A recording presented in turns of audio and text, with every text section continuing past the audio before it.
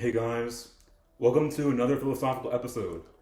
I'm with AP. AP, that's me. You know who it is, boy. And tonight, we're going to have an episode about Socrates. The mad gadfly. Philosophy was my invention. Socrates. So how we're going to start this video is, I'm going to talk to Aiden about the introduction of Socrates, and I'm going to talk to him about Socrates' philosophy, and then I'm going to be asking Aiden questions about Socrates and what his opinion is. So with that being said, what is your questions about Socrates' early life? So Socrates was around 400 BC, around that time frame, right?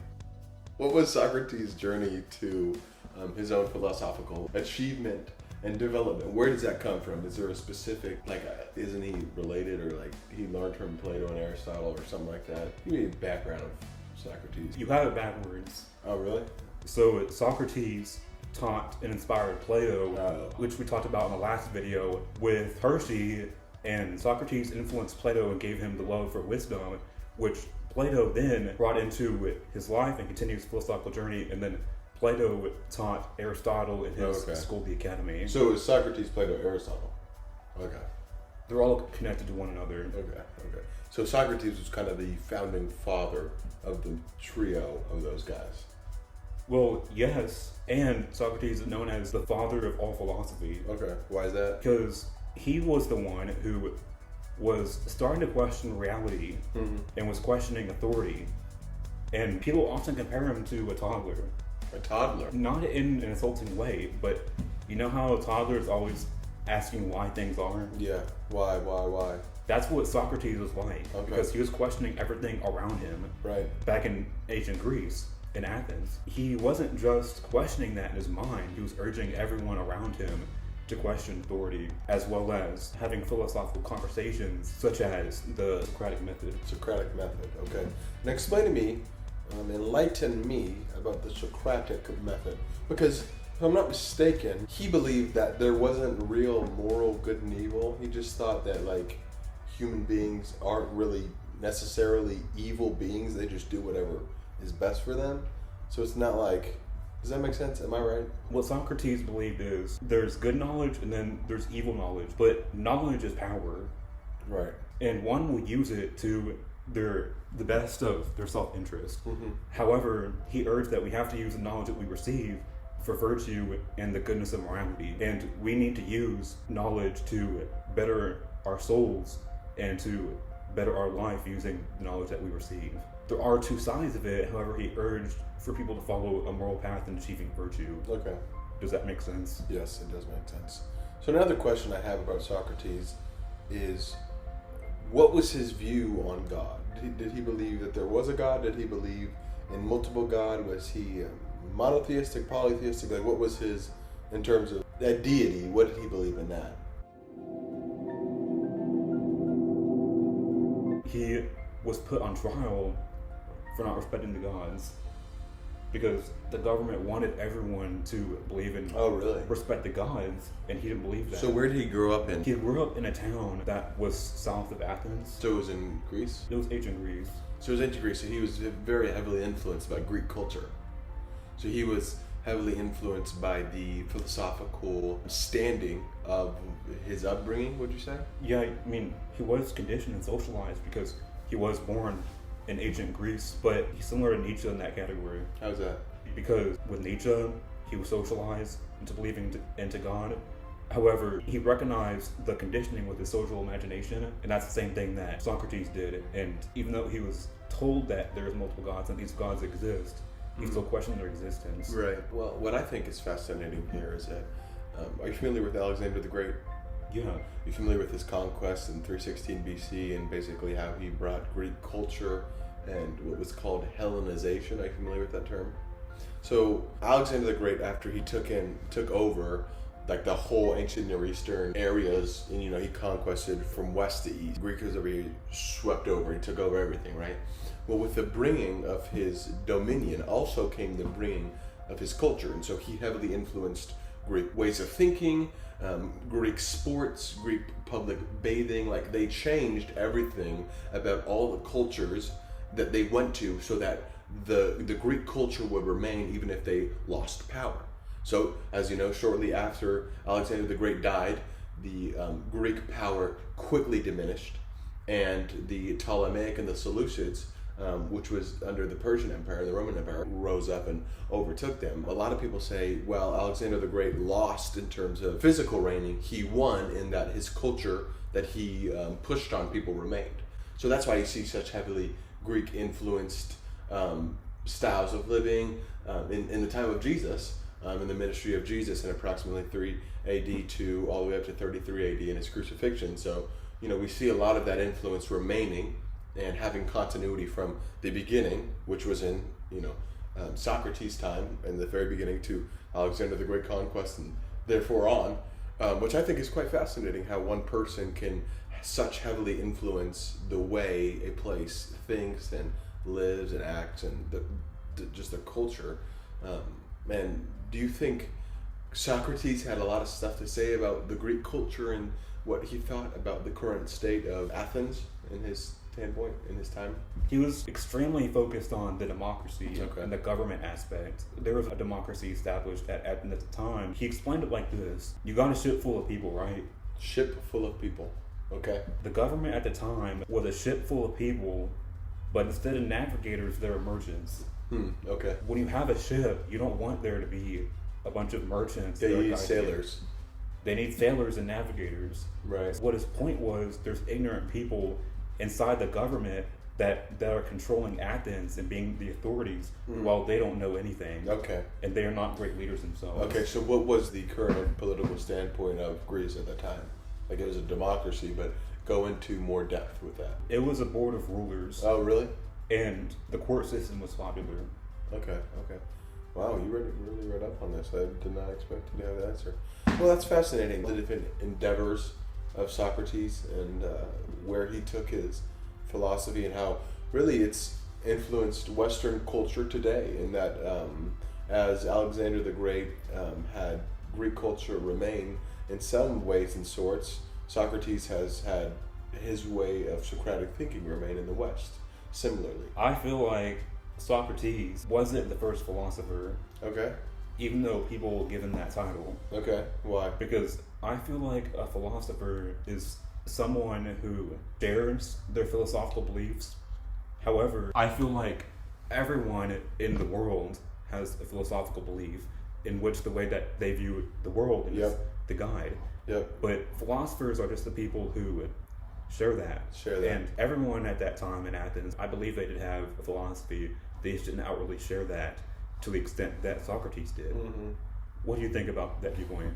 Well, I think it's a fascinating viewpoint. That's one that could argue quite well, because what you're saying is, although Socrates was the first person to directly state his beliefs and his worldview per se, it wasn't non-existent before him.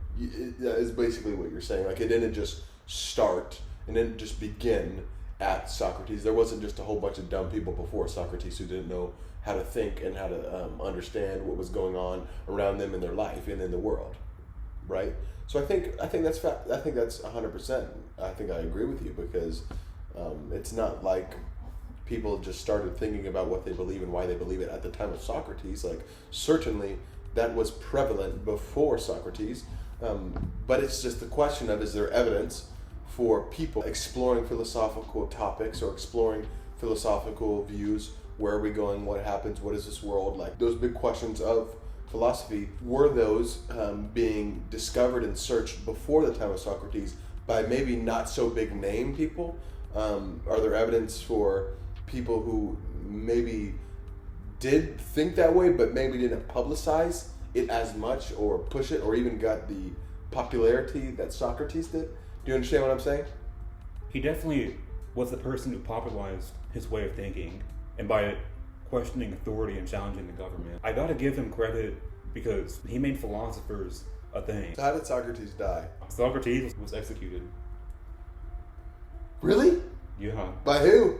The government. Why? Because he challenged them and challenged the How? authority. How did he die? Was it the poison? Did he drink poison? Yeah, he drank the poison cup. But did he have like a school of people he taught? No, you're thinking about Plato. Okay. Plato founded the academy. Okay. And that school's actually up for 900 years. It's been up still? No, not right now. I was like, I'm trying to go. It was founded in ancient Greece. Well, yeah, no, and I think it's phenomenal I think it's fascinating. I think we can learn a lot from Socrates. Many of you know my own personal worldview revolves around the Christian worldview. That is, try to align my worldview with the Bible as much as I can. And I think we can learn a lot from Socrates, regardless of different philosophical beliefs and worldview beliefs. And I think we all can be edified by Socrates in different manners and ways. So I think Socrates has a lot to teach us. I think Socrates was a pioneer. He was a patriarch in many different ways, in many different avenues. However, obviously more significant to others than some. But I think regardless, the significance remains. The significance of Socrates remains. And the quite shocking way of thinking that he had at such an early time still holds its significance. I do want to talk to you more about his execution. All right, perfect. He was having a conversation with the authority figures that were participating in the board. Socrates was having a conversation with them, and they were using sophisticated philosophical words, and they used virtue. Virtue. And Socrates said, well, what is virtue? What is virtue? And they didn't know. Couldn't respond, so they killed him. Socrates said, you know nothing. You're the authority of Athens, and you're saying words that you don't know to sound smart. They put him under trial for corrupting the youth and not having faith within the gods, because he was starting to make an uprising as well. Okay. Because he was making everyone question the democracy. So they put him in trial. He was given an opportunity to lessen his punishment, and he said, the unexamined life is not worth living. That's good. Are you familiar with that quote? No, but it's good though. I mean, that's deep. That's really good. What the quote meant was he didn't want to just live without philosophy or believing in what he loved. He doesn't want to live life if he can't believe in those things. He can't live happy, because that's what gives him passion as a philosopher. He chose to face death, and he drank the poison goblet. You know, there's the famous painting with him pointing up in the air. Yeah. That's what that painting resembles. Really, his death proves how corrupted the government is. Yeah. That's how Plato was inspired to write the Republic. Okay. And are you familiar with that? No. Did you not watch the last video? No, I didn't. Okay. Sorry, guys. Jesus is better, though. Jesús es Cristo, es singularro y filósofo. For all my Spanish lessons out there, te amo mucho, papa. Another thing about Socrates was he was against writing books. He said that reading a book, it's hard for people to retain memory. I feel like he's one of the only few people to believe that. That's true. I have that problem. It's much better and beneficial to use the Socratic method to exchange information and knowledge. And what's the Socratic method? There's two circles, and then the inner circle speaks and debates about a subject, and they go back and forth and bounce off of each other's ideas, while the outer circle annotates and writes down comments and notes, and then they switch. And so then the original outer circle talks about what the original inner circle talked about. I've done a Socratic circle before. That's cool. Yeah, that's what I'm about to say. I've had a couple of them in my government class, and I'm about to do one in English next week. Yeah. Those things are boring. I hated doing those things. Socrates, man, if you cause all this, man, I was even in that English club when I was in high school. We were going to do a Socratic circle. Good night. You feel me? I was going to bed. I was going to sleep. Socrates, probably a nice guy, but the Socratic circle, not it, dude. Sorry. I don't know if you disagree. That's my opinion. It's definitely an interesting way to spread information and have discussions. I feel like I get a biased experience because at school, I'm graded upon how much I speak and then how little I speak. It makes me want to speak out of motivation for me to have a grade rather than to educate other people. Yeah, it's good. If I was ever going to one with just a bunch of philosophers outside of school, then I think that would be great. Just to end up the discussion, what is your input on Socrates, the philosopher? Socrates, in 3 words. Pioneer. Smelly. 3, dead. No, I'm just kidding. Pioneer, brilliant, sojourner. What's a sojourner? Sojourner is like a person who paves a way for something else that is to come. Like he sojourned the path. Like, you know how when you're in the forest and like there's those beaten trails that you can walk on. Well, the first person to walk those trails were the sojourner, and everyone else who's now walking it was as a result of the first person. Likewise, Socrates paved the way for some philosophical discussions, debates, and many other things. And so he's a sojourner in philosophy in many ways. Hopefully you learned a lot from this. I learned a lot from you. And hey, if you guys are out here in Louisville on Sunday, come to New Life. Because Aiden is preaching on Hebrews and is doing a sermon. I'm gonna do some boxing. You guys can watch me. Jesus is Better, Hebrews, New Life Church, 3402 Goose Creek Road, 10 a.m. I want to see you there. Probably by the time this video is going to be uploaded, I'm gonna already have preached the sermon. So pray for me. Give me favor. Give me the ability to enunciate my words. I'm going to do an illustration about boxing, and I hope to see you there. Boom, boom, boom. Have a good one. AP. Out of the cut.